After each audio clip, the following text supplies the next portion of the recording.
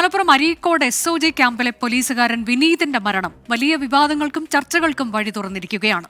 അവധി നിഷേധിച്ചതിലെ മനോവിഷമത്തെ തുടർന്ന് വിനീത് ജീവനൊടുക്കി എന്നാണ് ആരോപണം. വിനീത് സുഹൃത്തിനയച്ച അവസാന സന്ദേശം പുറത്തുവന്നു. പോലീസ് ക്യാമ്പിൽ വിനീത് കടുത്ത മാനസിക സമ്മർദ്ദം നേരിട്ടിരുന്നു എന്നാണ് സൂചന. മൃതദേഹം പോസ്റ്റ്മോർട്ടം നടപടിക്കായി മഞ്ചേരി മെഡിക്കൽ കോളേജിൽ എത്തിച്ചു. വിനീതിന്റെ മരണത്തിന് ഉത്തരവാദി ആഭ്യന്തര വകുപ്പാണെന്ന് ടി സിദ്ദിഖ് MLA ആരോപിച്ചു. ആധുനിക കാലഘട്ടത്തിൽ മാനവികതയുടെ ഒരു അംശമില്ലാതെ പണ്ടത്തെ ഈ കറുത്ത ഇരുണ്ട കാലഘട്ടത്തിലെ സമീപനമാണ് ഇപ്പോഴും ചില പോലീസ് ഉദ്യോഗസ്ഥന്മാർ സ്വീകരിക്കുന്നത്. ആ സമീപനത്തിൻ്റെ ഇരയാണ് പ്രിയപ്പെട്ട ശ്രീ വിനോദ്. വിനോദിൻ്റെ മരണം ഗൗരവമായിട്ടുള്ള അന്വേഷണത്തിന് വിധേയമാകണം.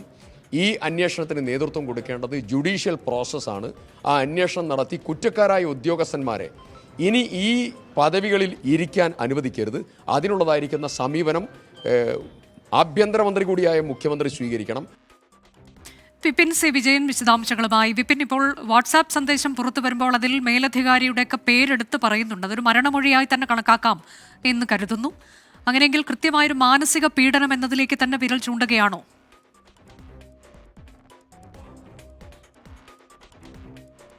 അനുജ, ഇന്നലെ രാത്രി 8:30 കൂടിയാണ് അരീക്കോട് SOG ക്യാമ്പിൽ വെച്ച് കമാൻഡോ ആയിരുന്ന വിനീത് സ്വന്തം തോക്കിൽ നിന്ന് നിറയൊഴിച്ച് മരിക്കുന്നത്, ആത്മഹത്യ ചെയ്യുന്നത്. ഇത് ഒരു ബാത്റൂമിൽ വെച്ചായിരുന്നു ഇങ്ങനെ സ്വയം നിറയൊഴിച്ചത്.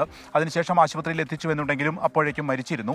ഞാനിപ്പോൾ നിൽക്കുന്നത് അരീക്കോട് മലബാർ സ്പെഷ്യൽ പോലീസ് എന്ന് എഴുതിയിട്ടുള്ള ഈ SOG ക്യാമ്പിലാണ്. ഈ ക്യാമ്പിൽ വെച്ചാണ് ഈ സംഭവം നടക്കുന്നത്. അപ്പോൾ ഈ റീഫ്രഷ്മെൻറ്റിൻ്റെ പേരിൽ, ആ ഒരു പരിശീലനത്തിൻ്റെ പേരിൽ വലിയ രീതിയിലുള്ള മാനസിക പീഡനം വിനീത് അനുഭവിച്ചിരുന്നു എന്ന് തെളിയിക്കുന്ന വിവരങ്ങളാണ് പിന്നീട് പുറത്തു വന്നതെല്ലാം തന്നെ. അത് ലീവ് നൽകാത്തതിൽ മാത്രം ഒതുങ്ങുന്നതല്ല. അതിനുശേഷം അതിന് മുൻപ് ഏകദേശം നവംബറോട് കൂടിയാണ് ആദ്യത്തെ റീഫ്രഷ്മെൻറ്റ് കോഴ്സ് നടക്കുന്നത്. അപ്പോൾ ഈ റീഫ്രഷ്മെൻറ്റ് കോഴ്സിൽ ഓട്ടമുണ്ടായിരുന്നു. 5 കിലോമീറ്ററാണ് 25 മിനിറ്റ് കൊണ്ട് ഓടേണ്ടത്. പക്ഷേ ഇതിൽ ചില സെക്കൻഡുകൾക്കുള്ള വ്യത്യാസത്തിൽ തന്നെ വിനീതിന് ഇത് നഷ്ടമായിരുന്നു. അപ്പോൾ ഇതിൽ പരാജയപ്പെട്ടിരുന്നു. ഒപ്പം തന്നെ ട്രാക്ക് മാറി ഓടി എന്നുള്ള ഒരു പരാതി കൂടി ഉണ്ടായിരുന്നു. അതിൽ ഇവിടുത്തെ അസിസ്റ്റന്റ് കമാൻഡന്റ് ആയിട്ടുള്ള അജിത് കുമാറിന് അതിനെ തെളിയിക്കുന്ന വിവരങ്ങൾ അതിൽ മാപ്പപേക്ഷ പറഞ്ഞുകൊണ്ട് തന്നെ ഈ വിനീത് നൽകിയിട്ടുണ്ട്. ആ കത്ത് പുറത്തു വന്നിട്ടുണ്ട്. അപ്പോൾ അതിൽ പറയുന്നത് വലിയ മാനസിക സമ്മർദ്ദവും ജോലി നഷ്ടപ്പെടുമോ എന്നൊക്കെയുള്ളൊരു പേടി കൊണ്ട് അറിയാതെ ട്രാക്ക് മാറിപ്പോയതാണ്.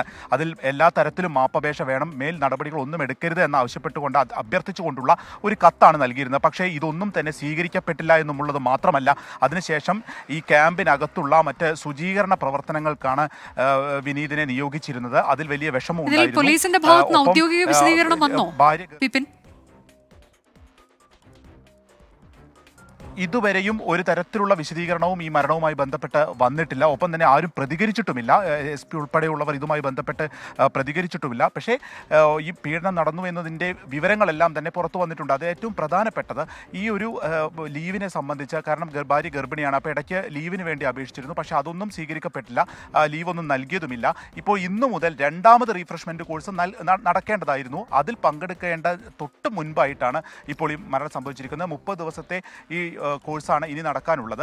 അപ്പോൾ ഇന്ന് ആ കോഴ്സ് തുടങ്ങുന്നതിന്റെ തൊട്ട് മുൻപായിട്ടാണ് ഇപ്പോൾ ആത്മഹത്യ ചെയ്തിരിക്കുന്നത്. കടുത്ത അമർഷമാണ് സേനയ്ക്കുള്ളിൽ നിന്നുള്ളത്. അവസാന സന്ദേശം അയച്ചിരിക്കുന്നത് ഒരു അടുത്ത സുഹൃത്തിനാണ്.